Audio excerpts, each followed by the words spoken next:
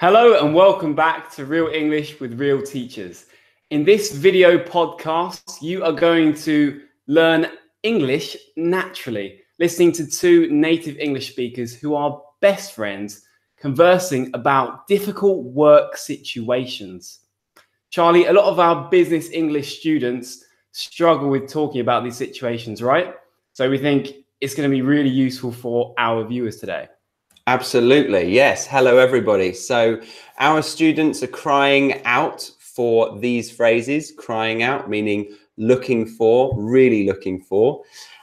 So we thought we would give you an example of these phrases in a real conversation. So stay tuned for lots of vocabulary that you can use to get yourself out of tricky situations at work. That's right, because they can occur. We don't want them to occur, but it happens. Maybe your boss will try to kiss you one day, and you need to know what to say in this situation. But don't go anywhere. Make sure you watch until the end of the video, because throughout, we will be explaining vocabulary that emerges naturally in our conversation. But at the end, we'll go over it more thoroughly and give you more examples so that you really internalize that vocabulary and you can use it well. Absolutely. Yes. Sorry, I had my mic muted and I thought you'd fallen asleep. Yeah. Charlie, quickly say something. Oh, yes. Stay till the end, guys. Yeah. But who's the sponsor of today's video podcast, Charlie? So are we going to try it in a different accent today? Yes. Yeah. Let's do it in an American accent. Okay. I'm gonna go full throttle here. Good. All right. Ding, ding, ding. Full throttle. That's going on the list. Go. Sponsor. Go. Okay, guys. So today, let's talk about our sponsor. So our sponsor is italki.com. italki is an online language learning platform that has over 5,000 online tutors for you. And what can you do on this website, Harry? OMG, on italki, that's italki, you can learn English, you can learn Japanese, you can learn Indonesian, whatever languages that you want to get fluent in. On italki, you can do that. We're even on there. We're English teachers. We're professional British English teachers with great American accents. You can book lessons and not even leave your home. You literally sit on your bed, sit on a chair, and you take a 1-hour lesson. Easy. Oh, that went slightly Texan towards the end.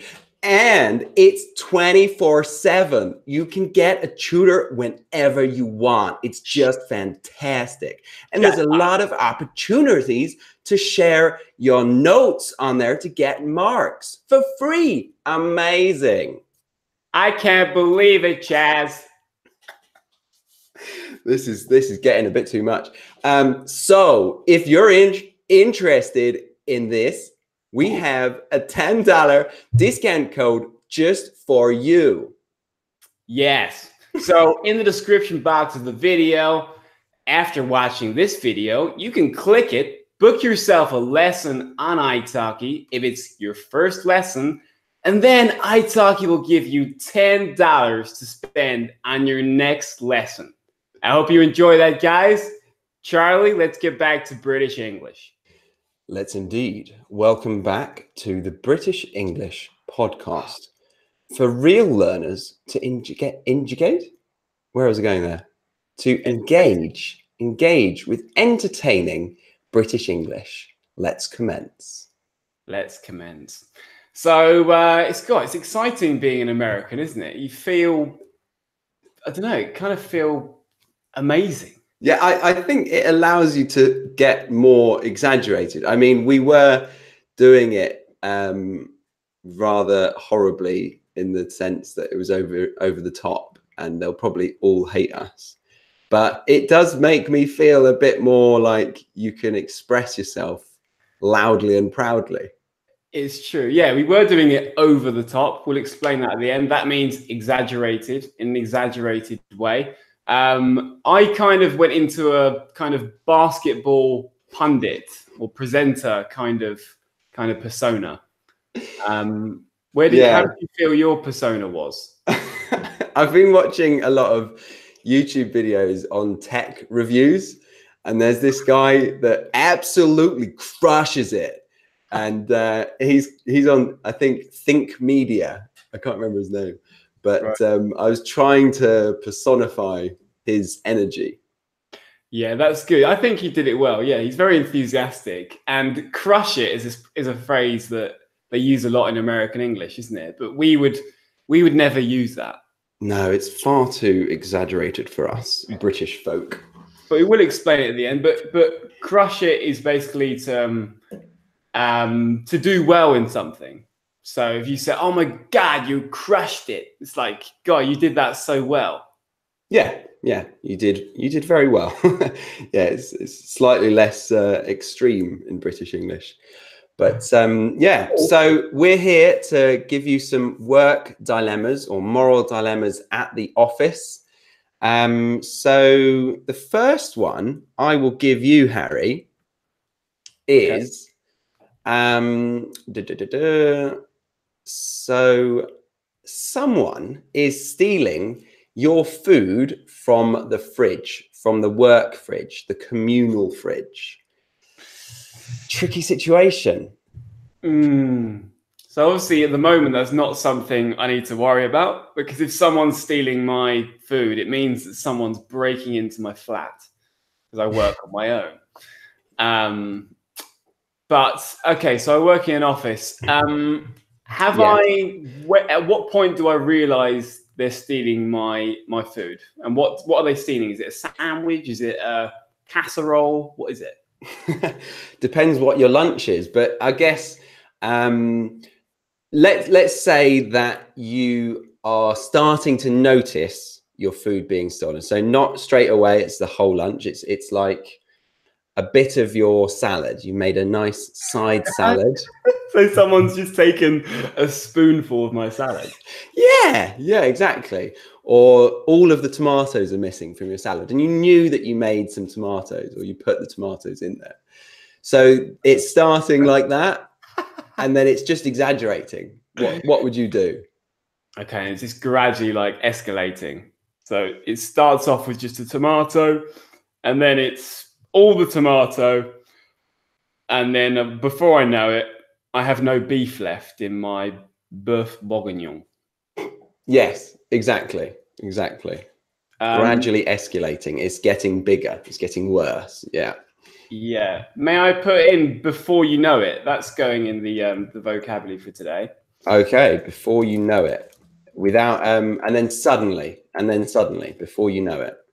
Perfect. Yeah. So I would, if I thought I knew who the culprit was, I reckon I would approach them.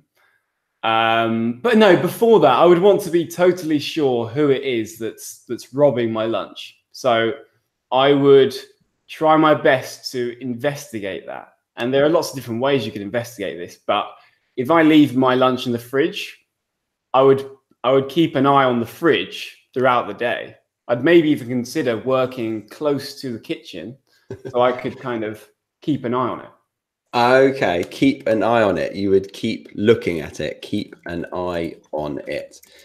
Yeah. So would you go to your HR manager and ask for a desk, a new desk that's closer to the kitchen? And then they might say, well, why do you want a new desk? What's wrong with your old one? You got a great view. You got a corner desk. Yeah, but I just want to be a bit more sociable. So I'd like to have a more central position in the office. I'm also ambitious and I want to be networking with people around me more. So I need to be sat in the middle, please. Okay. I would say. Yeah, that's quite good. I like that. I might give you a desk. So then what? Would you keep an eye on every single person opening and closing the fridge? Well, yeah, that would be the first thing. I'd also have to kind of limit the amount that I go to the toilet, so as not to miss out on opportunities to catch the perp, the culprit. The perp, yeah. The culprit being the person doing this. Yeah, the naughty criminal stealing my lunch. Yeah. So Okay. that's what I would do. I'd have to be totally sure about it, and then I'd approach them. I'd say, "Look, Charlie, I think you're a great guy, a good friend, but my lunch hour is really important to me, and I think maybe you've been stealing a couple of tomatoes, here and there, and now you've gone a bit too far. You've gone a bit too far, meaning you've gone over the limit now. You've really done this too much." Okay. And is a bit too far stealing the meat out of your lunch? Is that the border? Is that the boundary? Yeah. I mean, it was bad enough that you were taking my tomatoes, but the beef, I mean, that's the heart of the dish. That's the majority of what it is. That's the good stuff, It's the good stuff, yeah. So you would personally confront them. You wouldn't be passive aggressive. You would just be aggressive. I wouldn't be physically aggressive, but yeah, I'd confront them for sure. And if I found out they were the one, I would give them an earful. Oh, an earful. Ding, ding, ding. An earful meaning a piece of your mind, a lot of energy, or like your complaint. You would tell them your complaint. Exactly. Express my anger to them. Give them an earful. And you said give them a piece of your mind. That's another expression which means the same thing. We'll explain that at the end. Yeah. So we're going to briefly explain the phrases as we go, but we'll give you more examples at the end. So make sure you stick around. We've mentioned that so many times. I think it's because we've always just explained as we go along. So we're going to explain them again at the end, okay? Just calm down. Yeah, exactly. So David has said he would put a note on it saying, "I spit on my salad." That's very good. And he said it works 100% of the time. So that's a constant truth. I always spit on my salad, not I have spat on this salad. I like it. Present simple. Yeah, absolutely. And Meza has said, or an eye for an eye. So you could try to steal, some of their potatoes or tomatoes. Yeah, or beef. Exactly. Okay. Do you think I would do it any differently? I think you'd need to know as well. Maybe you would go to HR. Maybe you're you think I'm a bit more of a snitch? You're a bit more of a snitch, I reckon. Brilliant. Snitch. Someone who informs on someone else, tells the police about a crime, or tells HR about a stealing of a sandwich. A snitch. A snitch. There we go. How do you spell an earful? Is it just 3 separate words? An earful? Yes. 2 words. An earful. Earful would be 1 word. And there'll be 1 L. Ah. There you go. So yeah, I reckon you would snitch. Do you reckon you would snitch? I can see why you would say that. I might be tempted if it got too far, if it got out of control, then yeah, I might have to tell on them. But I might use some sort of geeky gadget to catch them out. I might install a camera. Or what, you'd install a camera in the fridge? Or like, if you can, mildly poison the food. Mildly, what, with like laxatives? Yes, laxatives. That would be very good. And then just monitor the toilet. Who's going to the toilet a lot? Yes. Yeah. That's great. And then so you just barge in on them in the cubicle. I knew it was you. Sorry, I'll leave you to it. Oh. Yeah.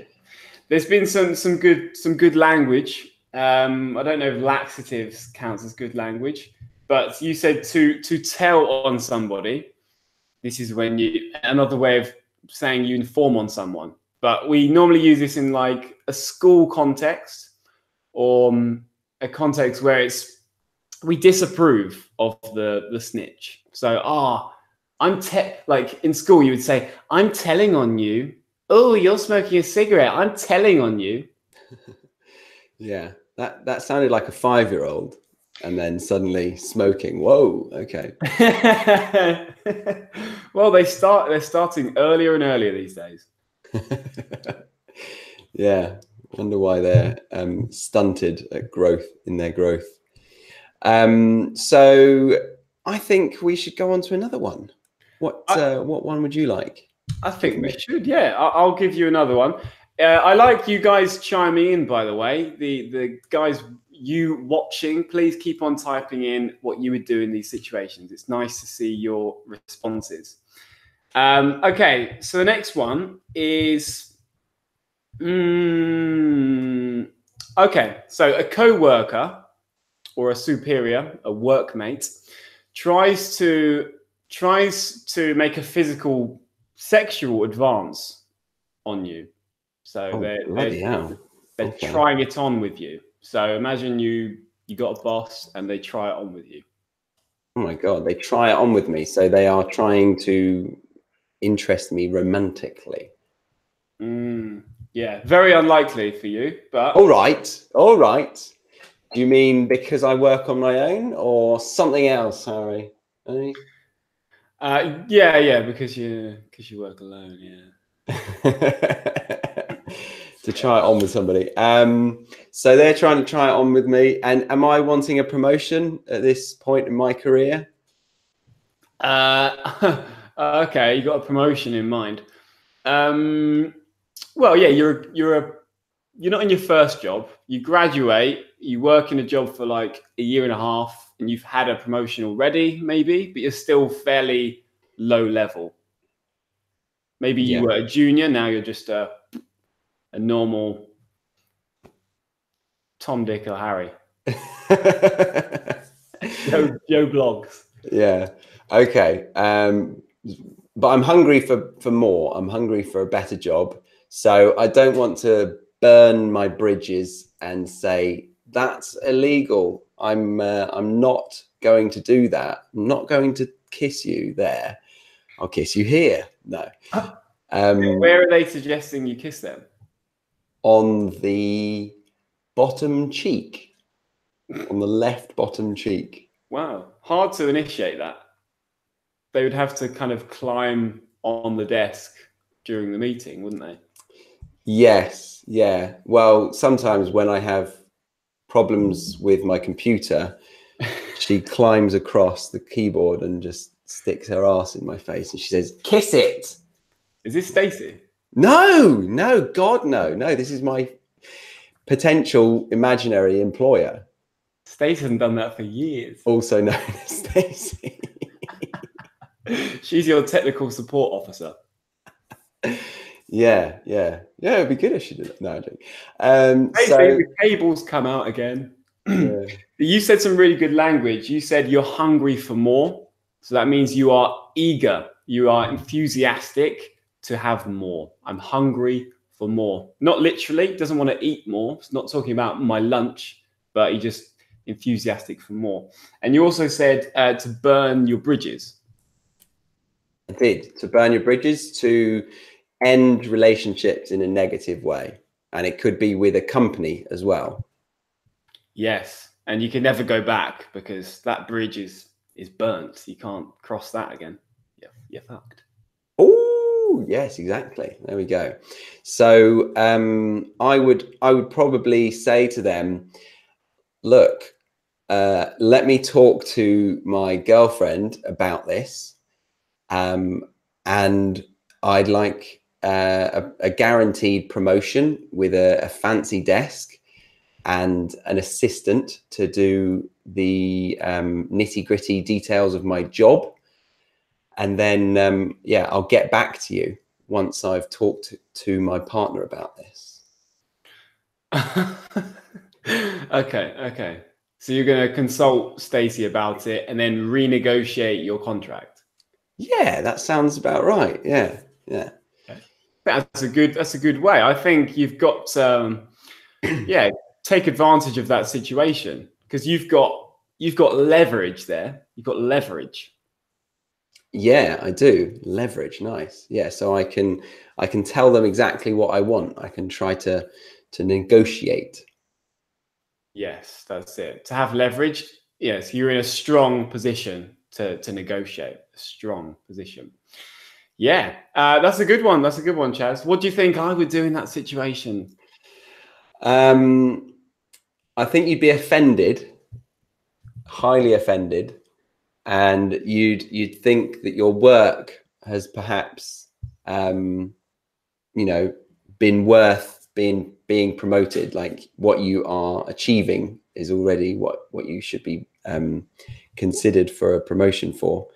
But if they got you in the right situation, maybe alcohol was included, they might be able to seduce you. Yeah, that could happen. Yeah. It depends. If I find the boss attractive and it's a lady and she tries it on with me and we're drunk, then that could happen. That could happen. But then I would still use my leverage after that to blackmail her. Good. Glad to hear. To blackmail, to make them do something because they've done something bad that they don't want other people to know about. Okay. What if it was a man? What if your boss was a man? What would you do? Would it be the same scenario? Yeah, I'd definitely blackmail them. But I wouldn't. Yeah, I probably wouldn't kiss them. I definitely wouldn't kiss them. Yeah. You said probably. Well, if they're really attractive. If it was Brad Pitt, what would you do? Oh, right. I'd go the whole way. Okay, to go the whole way. What does that mean briefly? And then we'll explain at the end. Wow. Okay. So to go the whole way means to have sexual intercourse with someone. So you could say, I had a date last night and we went the whole way. Would you believe it? How did it go? Oof. We went the whole way. We went the whole way. And you could say we went the whole hog as well. Whole hog. But anyway, so we're halfway through the lesson, Charlie, and we've got loads of phrases already. Are we ready to explain these in more depth and give more examples? Yes, let's.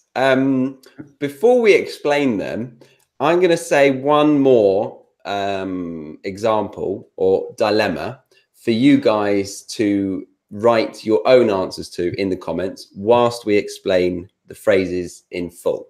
Sound good? Sounds great. Sounds really good. Now I got to choose one. And while Charlie's doing that, I'm going to talk about nothing. Actually, we are thinking about, well, we're going to do this. We're going to start a podcast. So we want to announce that to you and hear your comments on that and any ideas you have for things you would like us to talk about on our podcast.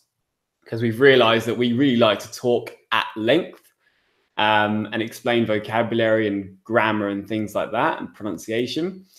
But that kind of content is more suitable for a podcast. So we'd like to hear from you about your thoughts about the idea of a Real English with Real Teachers podcast. So leave us some comments about that. That'd be really interesting. Absolutely, yes. So I've gone rogue here. I've gone away from the list to go rogue, to go extreme, to go away from the norm. And I'm going to ask you to imagine a scenario where your colleague has fallen pregnant and they are just getting over exaggerated, telling you about all the stages of their pregnancy, and to the point where they are visually like showing you how uncomfortable they are, or maybe like they're holding their breasts. Oh God, the milk is building up, or oh my God, I'm getting so much trapped wind, or they're just being over the top with all of the pregnancy talk and making you feel uncomfortable. What would you do in that situation? Oh dear, that sounds horrid. That sounds absolutely horrid. So tell us, guys, in the comments, what would you do? What would you do in that situation? I'd probably start just avoiding that person in the office. But if you sit next to them, what would you do? I'm imagining the sitcom The Office here, season 2. Oh, yeah. She's horrible. Yeah, talking about the sexual positions that they conceived with. Yes. Disgusting. Yeah, I'd maybe speak to HR and get moved. Good decision. Good decision. But yeah, you guys get your comments in. And if you know the phrases already from our brief explanation, then use as many as you can. Absolutely. So the first expression that we taught today was to be crying out for something. So I can't remember exactly how Charlie used it, but if you're crying out for something, it means you really want something. You really, really want something, and you really need something. Yeah. Do you remember how you used it? Yeah, I said our students are crying out for vocabulary based around business and office stuff.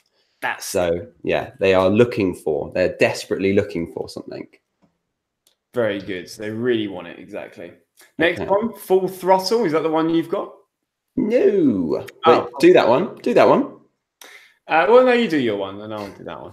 Okay. So between those two, we've got gradually escalating. Gradually escalating. So this is talking about something building. To escalate is to build. And it's a nice advanced word to exchange as a synonym for building. It's gradually building, gradually escalating. And it's a good collocation, though. That happens a lot, doesn't it? Yes, absolutely. And I think we said it about the consumption of my lunch. So they were taking a tomato or two, and then they were taking my meat. So it was gradually escalating. 1 tomato, 2 tomatoes, 3 tomatoes, a portion of beef. Gradual. Terrible. Very good. And the next one, full throttle. So if you're doing something full throttle, you're doing something at kind of the high speed you can go. So I think we said we are going full throttle. We were coming out with lots of interesting expressions really quickly. That's how we used it. We were going really quick and efficiently. Yeah, it makes me think of Charlie's Angels, the 3rd film, Full Throttle. They called it Full Throttle. Okay. And I've never seen the Charlie's Angels films, but what, do they go full throttle? Do they go fast? Oh yeah, they do go full throttle. Yeah, they go all out. Would you say that that's a synonym to go all out, to go full throttle? I think it's like to be thorough. We're going all out. I don't know, if you're like preparing a dinner and you go all out, it's like you're spending lots of money and you're preparing a really big dinner. But you could use it with like going fast as well. You could say, oh God, Charlie is going all out. He's riding his bike and he's going all out. He's going as quick as he can. Yes, yeah, I agree. Yeah, all out. Yeah, that's a good example with the dinner. Let's go all out. Let's buy everything. Let's be ridiculous. Yeah, okay, so a slight difference. So the next one I had was before you know it. Before you know it. It's a nice native expression to show that you've suddenly stumbled across some information. Before you know it, they are stealing your beef. Before you know it, you before you realize, I guess, really quickly, a real quick thing, and then you, oh wow, it's happened. Exactly. Yeah. So they were taking my tomatoes, and before I knew it, they'd taken my beef. Yeah, and you could maybe use it to tell a story like the future. You could say like, you got to be careful with your neighbor coming over and borrowing your stuff, because before you know it, they'll be taking your TV. That's really good. Yeah, exactly. It's a great little expression for telling stories. Really like that. Before you know it, they are borrowing your lawnmower. Yes, before you know it. Before you know it. The next one we said was to keep an eye on something or somebody. So if you, I'm not writing these down. I should write them down. So to keep an eye on something or somebody is to watch something and vigilate, carefully watch something. So I was keeping an eye on the fridge to see who was stealing my sandwich, stealing my boeuf bourguignon, seeing who it was. But you could also keep an eye on your kids if you want to make sure that they're behaving and no one's stealing your kids. You could keep an eye on them. You could, yes. Would you keep a close eye on your kids if you were to have some, or would you not really bother? No, probably wouldn't bother. Just leave them to it. Just hope no one takes them. I hope no one takes them. Of course, yeah. My main concern is kidnap. That's the only thing I've got. You can watch whatever you like on the internet. It's fine. Just don't get taken. Yeah. Okay. The next one, a culprit. A culprit. Can you remember the synonym that you used as well? A perp. A perp. Yeah. Perp. Which I think they use more in American English. I've never written it, but I think it's maybe with a P-U-R-P. Yeah, it's US slang, a perp. Okay. So a perp or a culprit, Harry might show the perp now. Perp. That sounded like burp. So a culprit is someone who has done something wrong. Someone who's done something wrong. That's it. Yeah. And normally a criminal, right? Yes. Yeah. But you could use culprit in more of an informal way. Like, you're not necessarily saying that they are needing to go to jail or prison. Like, who's the culprit here in this situation? Who's to blame? Yes. Yeah, it's true. Yeah. Who took the sandwich? Who's the culprit? Oh, I found them. Exactly. Yeah, you're the culprit. I knew you'd be the culprit. Bloody culprit.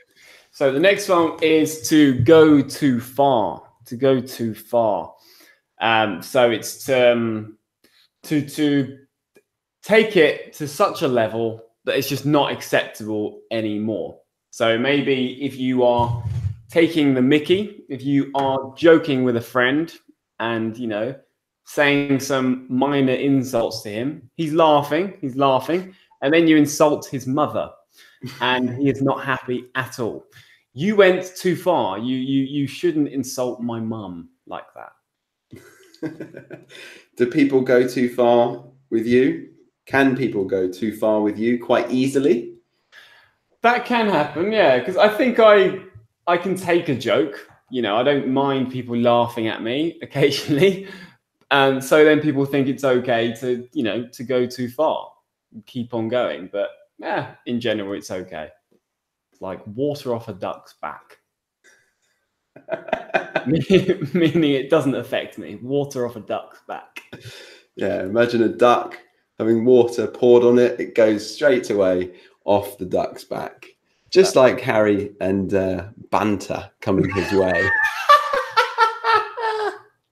Would you agree with that, or do you think that's bullshit and I'm really sensitive? No, you're not. You can take a good joke, but yeah, we could go too far. One could go too far with you, but just like everybody, you've got your limits. It's good to know your limits, isn't it? Yes, it is. Yes, it is. What's next, Charlie? Yeah, guys, remember your limits. Okay, drink driving is terrible. Okay, to be passive aggressive, passively aggressive. Is that right? Passive aggressive. Yeah, people normally say passive aggressive. To be passive aggressive, or sorry. he is passive aggressive, but you To could be say passive aggressive. That's fine. Yeah. Okay. This is, I hear this a lot. People kind of like to use this. I think they think they're being quite clever when they say it. Do you know what I mean? Yeah, they can, yeah, because it sounds quite intellectual to say it. It does, yeah. And it just means that you're not directly showing aggression, but you're doing it in an indirect way, like spitting on your sandwich or poisoning your food. That would be to be passive aggressive. Yeah, and sometimes like verbally as well, when you're talking with someone and you're being quite indirect, but you clearly letting someone know that you're not happy with something they've done. So you could say, "Oh, he was very passive aggressive with me." Yeah, quite English, really. It is. Yeah, we don't deal with things in confrontation, so we do it subtly. Yeah, indirectly. Yeah, there's loads of social dynamics around that kind of opportunity to show passive aggressiveness. Yeah, passive aggression, maybe. To give somebody an earful is the next one. To give someone an earful, this is a good one.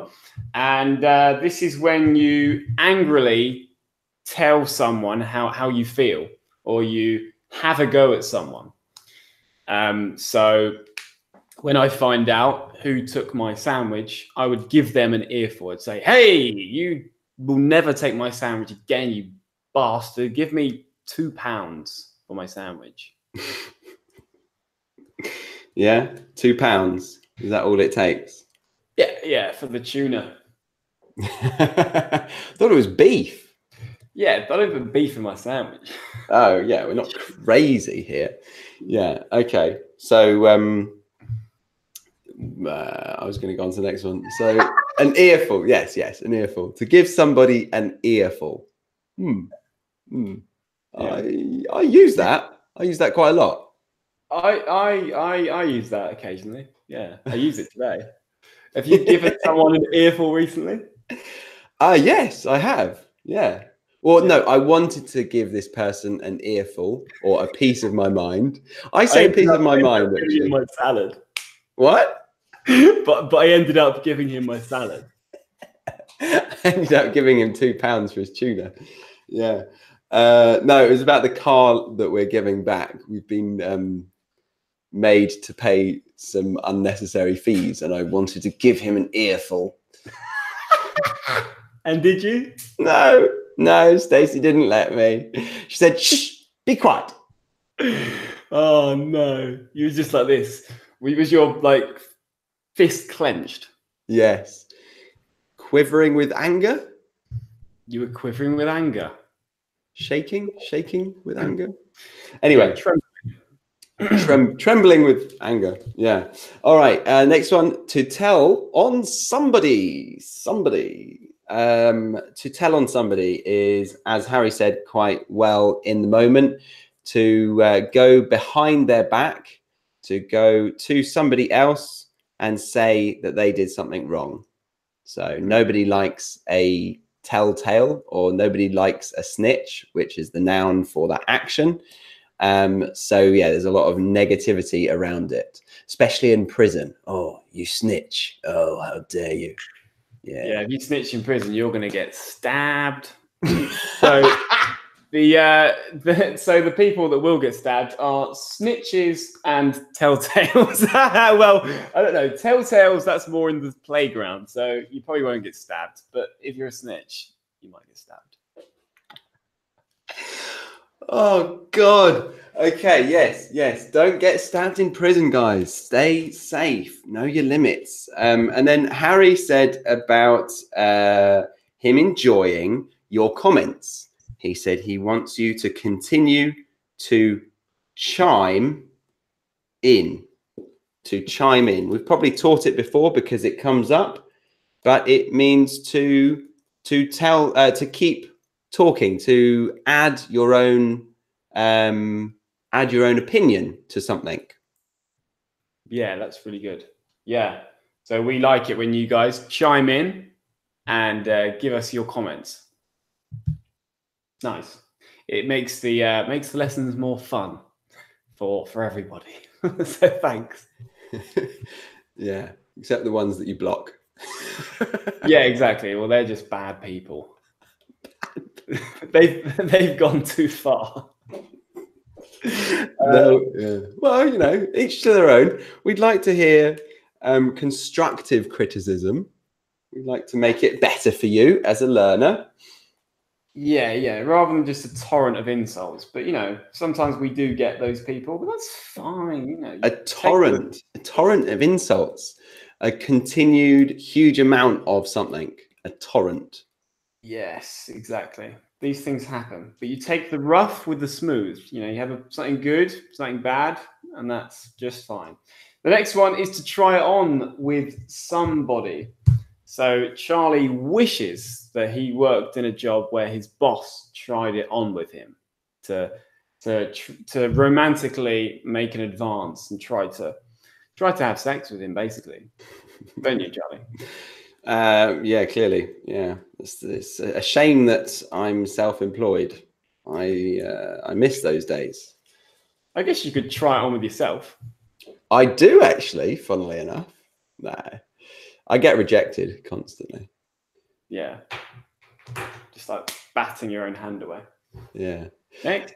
To be hungry for more. I'm gonna write it. To be hungry for more means to always be wanting more, simply. But it's not talking about food as you might think, because you're talking about hunger. To be hungry for more, you could be hungry for more money. You could be hungry for a progression in your career. You could be hungry for, could you say hungry for a better car? I'm hungry for a better car. No, you can't really say that. I'm hungry for, you just say it, I'm hungry for more, don't you? Yeah. I've got plenty of money, but I'm hungry for more. I've got 10 cars, but I'm hungry for more. Yeah, so you could talk about anything really, but you just say hungry for more. Mm-hmm.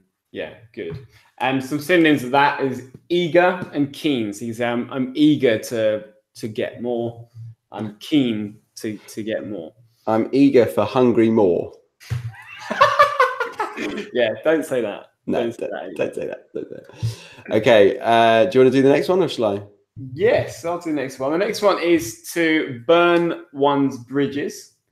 So to burn one's bridges, as Charlie explained before, it is when you end a relationship badly. Often like a business relationship, we could use it in a business context.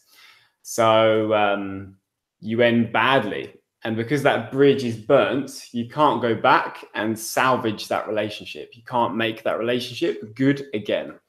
So I could say, I burnt my bridges with italki, and now they won't sponsor any more videos.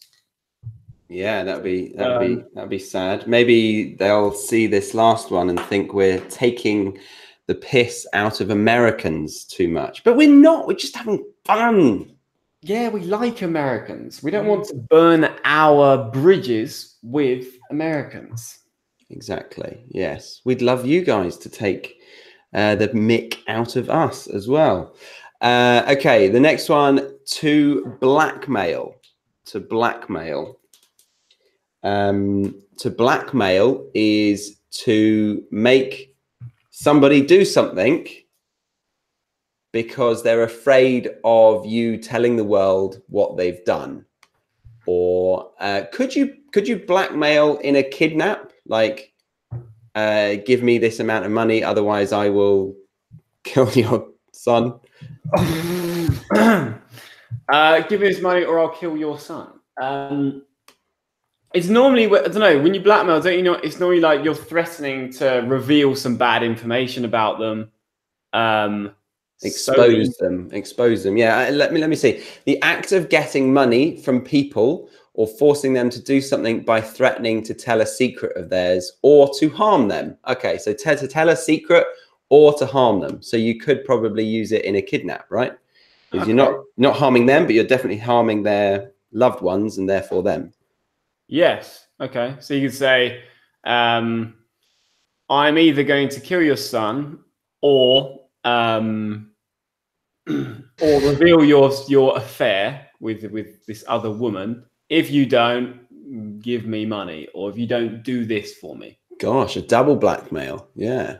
Terrible. That's a really bad one. Yeah. Don't blackmail people, guys. Don't do it. It's manipulative. It's just awful. It's just awful. And then the last one that I've got is to go rogue. To go rogue. And this means to like deviate from a plan, maybe in a rebellious way. So if we're doing an English lesson about sex vocabulary and I go rogue, maybe I'll start talking about work or something crazy. Wow. Yeah. And I think of it as it's like used in spy movies when the spy has been made the culprit by the agency and then they have to like fight for their own rights or something. They go rogue. Exactly. Yeah. So they're going off. They're deviating from what the original objective is and they're doing something else. Yeah. A rebel. Yeah. It says here that it often, in a way, causes damage. So that would make sense with spy stuff, wouldn't it? Totally.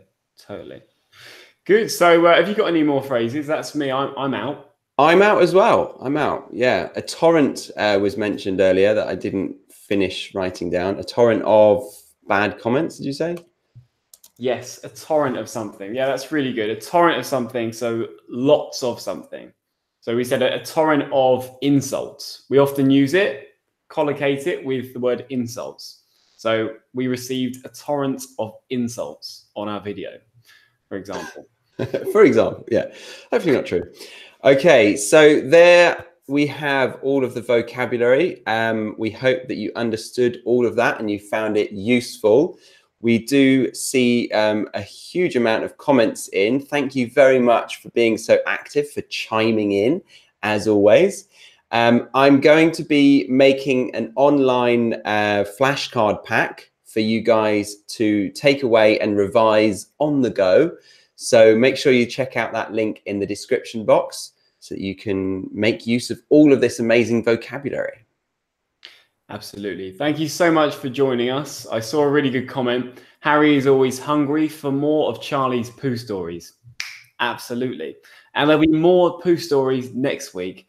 So thank you very much for joining us. Make sure to subscribe, check out our website, and also view some more videos of ours. But thank you very much for joining us at Real English with Real Teachers. See you again soon, guys.